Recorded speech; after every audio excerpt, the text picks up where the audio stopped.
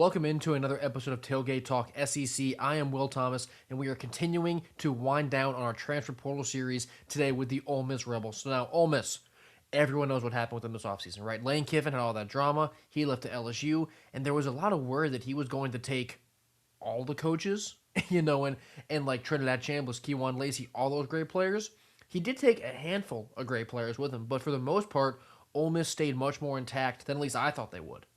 And you look at how they address the portal, I think that bringing players in, they did an incredible job of backfilling whatever holes they did deal with when Kiffin left and they had that coaching change. But starting off just with who left. Some guys who followed Lane, some who didn't. Prince Will Umamielen, coming off the edge, absolute superstar of a player. He did go to Baton Rouge with Lane, but he had 9 sacks last year, had an interception. He is just that defensive leader on that D-line for the Rebels. I mean, he's an incredible player. Everybody knows who this guy is.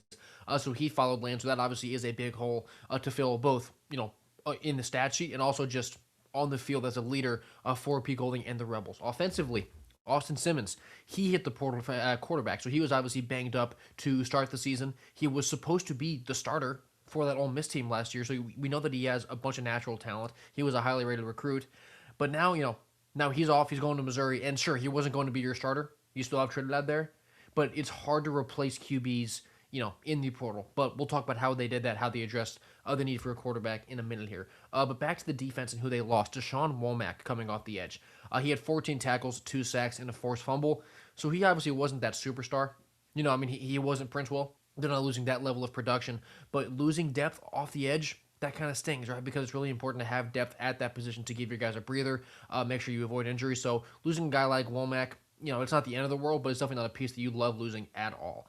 Then back to offense, one of the weapons that they lost was Caden Lee at receiver. He had 44 catches for over 600 yards and 3 scores last season. He's a really experienced slot guy, gadget guy. He knew how to find space. He was just a big-time production guy. So obviously losing that in the receiver room, they have to backfill that. And they also lost Winston Watkins at receiver, a freshman. He did follow Lane to LSU, unlike Caden Lee, who's at Missouri. And the final guy I want to highlight who is leaving was TJ Daugherty at linebacker. He was just ultra productive last season for the Rebels. He had 98 total tackles, a sack and a half, and 2 forced fumbles. So you're losing a key piece production-wise. You're losing a vocal and physical leader there at linebacker for Pete Golding's defense. So, Ole Miss was hit hard by the portal. They were. It wasn't as bad as maybe some people thought it was, but they lost a lot of really high-caliber players. If you look at pound for pound, the amount of talent that left the team, I think that Ole Miss will be up there in the country. But the good news is that they also brought in a lot of really good players. Starting off with how they backfilled that quarterback. They grabbed Deuce Knight from Auburn. Now, he was a 5-star recruit. This guy is unbelievable. He only really played in one game for Auburn, and it was against Mercer last season, but he ran for well over 100 yards and multiple touchdowns. He has an absurd ceiling for his career, and he gets a year behind Trinidad Chambliss. Now, when Deuce Knight hit the portal, I thought he was going to go somewhere to start. But now that the dust has settled and we kind of see the situation, I do believe that him getting a year behind Chambliss is great for him long term. It's good for Ole Miss because he has absurd playmaking ability. But what you don't want to see with a young quarterback like that is where they go in, they try and play hero ball, it doesn't work out, and they get discouraged. Now Deuce has that extra year to gain confidence, develop, become a smarter player, a more polished player, in addition to his playmaking ability. Dude, Deuce Knight could be a superstar. Deuce Knight and Trinidad Chambliss in the same quarterback room. I think that in 10 years, we could look back at that as just an absolute feat of of the entire sport by Pete Golding. But blocking for Ole Miss will be Carius Kern, and no tackle from LSU. So Kern kind of did the reverse movement. He was at LSU. Kiffin went from Ole Miss to LSU. Kern, LSU to Ole Miss. He was a top 3 O-lineman in his recruiting class. He's a really young player, tons of potential. I think that Kern's a great add as long as Ole Miss is able to develop him and really have him reach his ceiling, which would be one of the best offensive linemen in the country. Then one of the receivers that they backfilled with is Daryl Gill Jr. from Syracuse. He's 6'3", 190, so they went out and got a big-bodied, downfield threat kind of guy who I'm really excited to see play.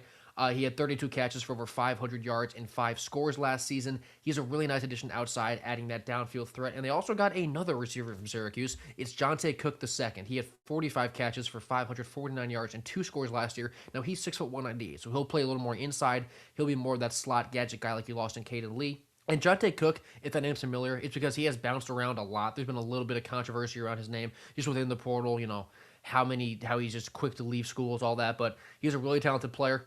And now he's in Oxford with Ole Miss, and we'll see how that pans out. And then on defense, one of the best adds in the SEC in the portal, in my opinion, is grabbing Jade Crawford from Auburn. He is an absolute lockdown DB, just as an underclassman already, so he's already very used to the type of caliber of athlete that the SEC will throw at him. Obviously in this picture, he's guarding Casey Concepcion, who's going to go to the draft this year. So Crawford is an absolutely massive add in the portal in the secondary, especially because Ole Miss did lose Chris Graves Jr. at corner to the portal as well. And one other guy who I actually don't have a picture for because I'm not good at this, but it's Mekhi Frazier, a running back from Michigan State. Now, he's a younger guy. He's 5'10", 218, so an absolute boulder. He had over 100 carries last year for 520 yards and 2 scores.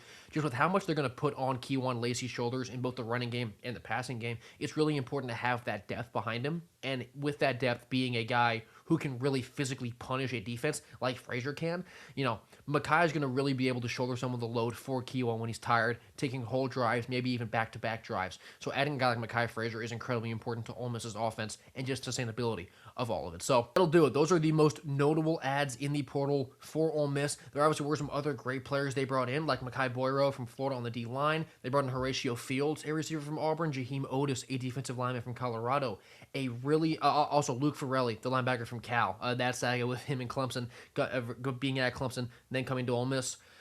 That was a lot. But Pete Golding and the staff, they did a really good job in the portal, all things considered. Really elite job of bringing in talent with so much uncertainty, right? And so many question marks about the future of the program. But they're kind of in win-now mode.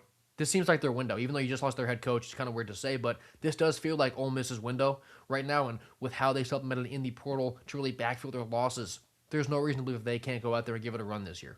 So if you have been enjoying this transfer portal content and you want to see your team coming up if they're one of the last in the conference I haven't gotten to yet, subscribe to me here, follow me on Twitter. I'll be doing portal stuff, roster breakdowns, schedule breakdowns, predictions all summer long. I've been Will Thomas, and I will see you next time.